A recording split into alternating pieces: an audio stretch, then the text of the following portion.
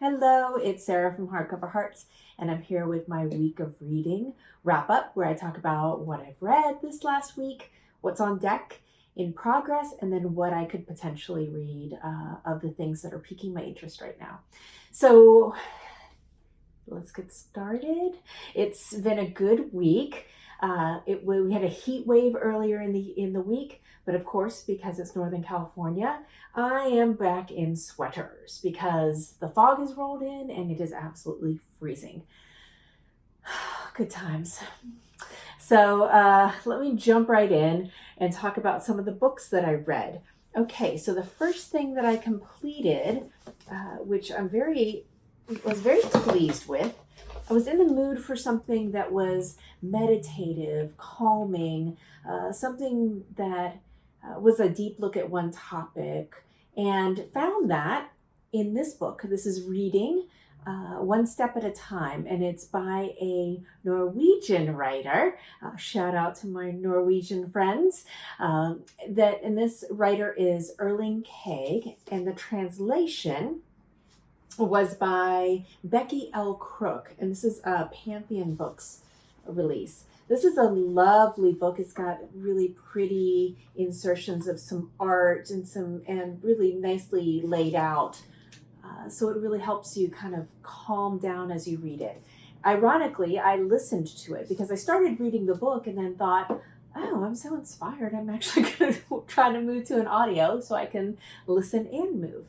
And it was great. It was very relaxing, very calming, a really interesting meditation on what walking does and how it opens your mind. And I liked it. I thought this was really, really lovely. Next up was such a joy. Oh, y'all, I think this one might come in with my favorites of the year. It was The Binding by Bridget Collins. Now, I did not know very much about this going in. As is always the case with me, for new reads, I don't read back covers. I don't listen to a lot of people, what they like. I'm kind of I like to do my own thing. How about we put it that way? And so I just need a couple keywords, key phrases, and if that piques my interest, then I'm in. And this one piqued my interest. I heard book binding, bookmaking, historical, and witches. And I thought, okay, well, let me give it a shot. And I think especially because I was so bummed out by some earlier reads that I thought I would like, that I was like, let me try something in the same vein that might give me a little bit of a better experience. And this 100% did. I do not want to spoil it for you, but this is a fantastic book that will just wrap you up in this historical sense of place, really great characters. It's a story of memory, and the concept in this book is that there is a bookbinder, and a bookbinder is not the typical bookbinder we would expect, where there's a book that has to get put together. That does take place, but what goes inside the book are people's memories, and memories that they don't want to remember or are being encouraged not to remember. So it ends up being a form of control, and the question of who owns your memories, who is responsible for them, and what is yours and what is shared. And it's a very interesting. The characters are wonderful. The setting is fantastic, and there was a twist in the story that hit me like a bulldozer that I did not see coming, in the form of the relationships that are made throughout this book, and I found it a delight. So, could not recommend it more highly if that is your kind of thing. Next up, and also this works very well with the Reading Women Month. Beautiful cover. It nails it. So keep that in mind too if you're doing the Reading Women Month. And I'll put a link below where you can find out more about that.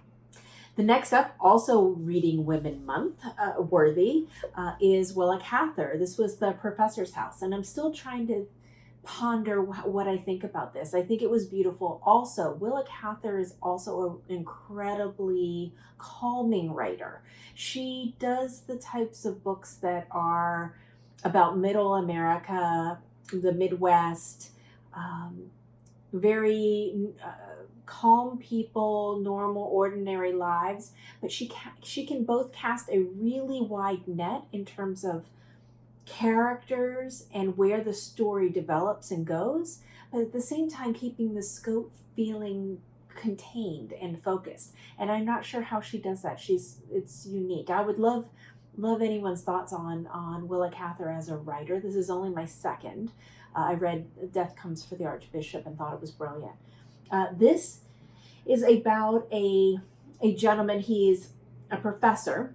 His name is Godfrey St. Peter, and he is nearing the end of his career, and he's trying to get his last volume written of books he's written, and he's dealing with his family, and he's dealing with memories, and he's dealing with his desire to retreat into himself and to have some space that's only his and separate from his family and from memories and all of that. And I think it's an interesting story, and I want to think more about this before I say any more. But I enjoyed the reading experience of this very much, and there's a lot here to ponder.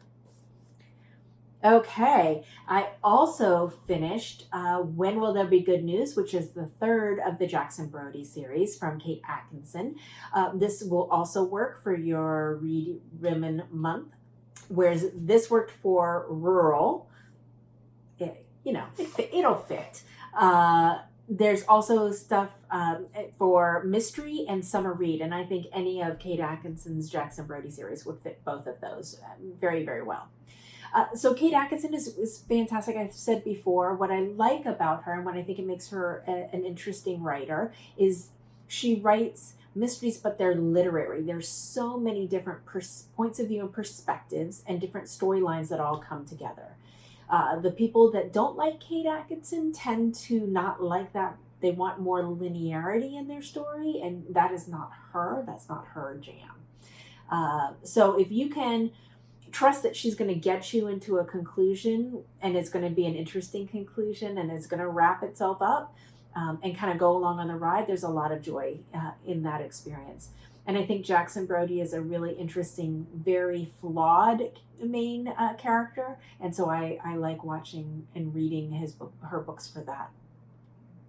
So that's what I finished, which I think was those 4 were pretty good. What's currently up, I finished the first essay. I'm going to try to hit an essay every single week so I can really make progress with this. This is Adrienne Rich's Culture, Politics, and the Art of Poetry. The first essay was absolutely wonderful and terrifying. The fact that she wrote this so long ago and it is still so relevant and so timely just means that we have a lot more fight to give, and we need to make some progress in the terms of the equality for women. So that's all I'll say about that for now. So excited to continue on there. I also went out, and it seems like everybody in BookTube, I went out and grabbed On Earth We're Briefly Gorgeous by Ocean Vuong. Interesting so far. There's some pieces that aren't fitting for me as well as some of the others. I think the language is incredibly beautiful. There's so many aspects of it that I'm enjoying, but there's some things that I'm not sure about yet.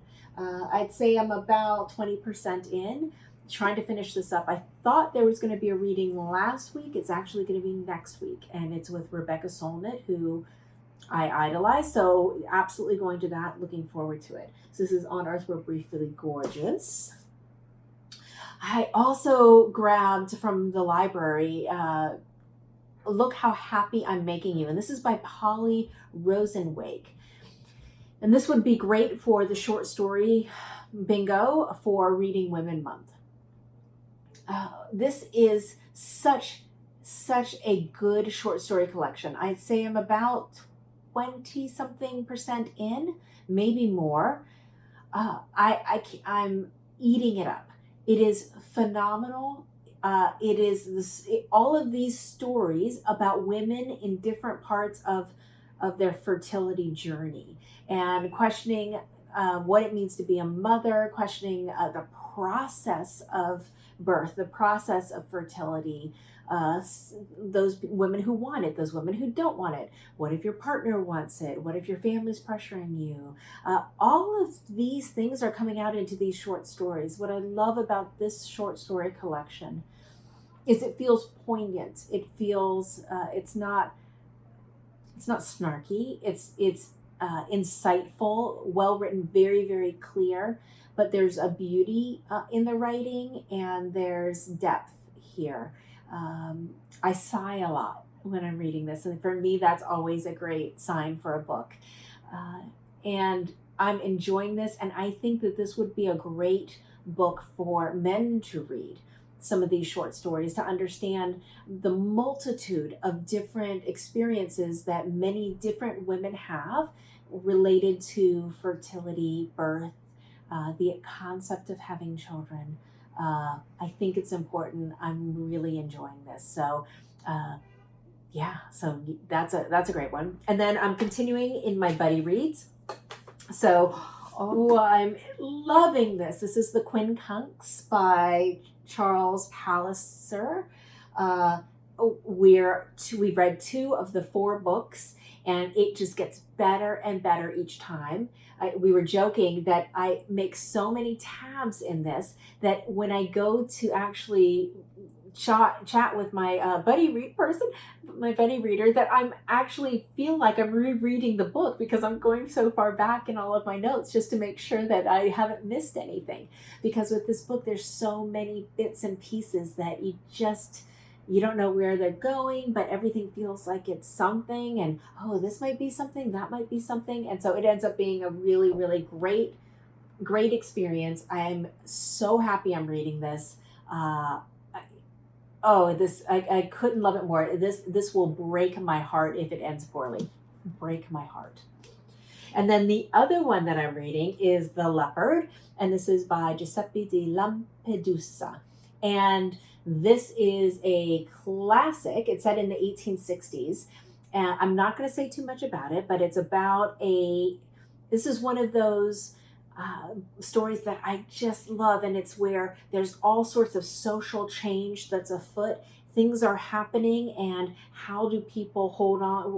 Which side do they go to? Are they going to jump ship and go with modernity and the new things that are coming, or do they hold on to the old things and fight it tooth and nail? It's a really, I'm so impressed with this edition, and the translation is absolutely phenomenal. It's translated by Archibald Colquhoun.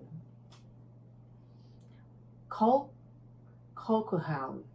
Okay, that's it. So won't say any more, but this is The Leopard.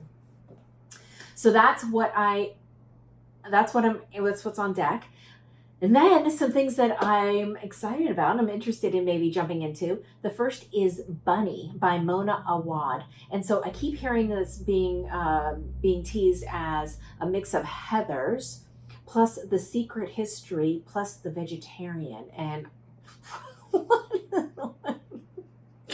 I can't even imagine how that's going to play itself out. But I started on audio, didn't really like the narration. I'm not sure if it was the tone or the voice, and I thought, no, I need to hear this in my own voice, in my own head. And so I'm moving to, I might pick this up in digital copy because it's available from my library.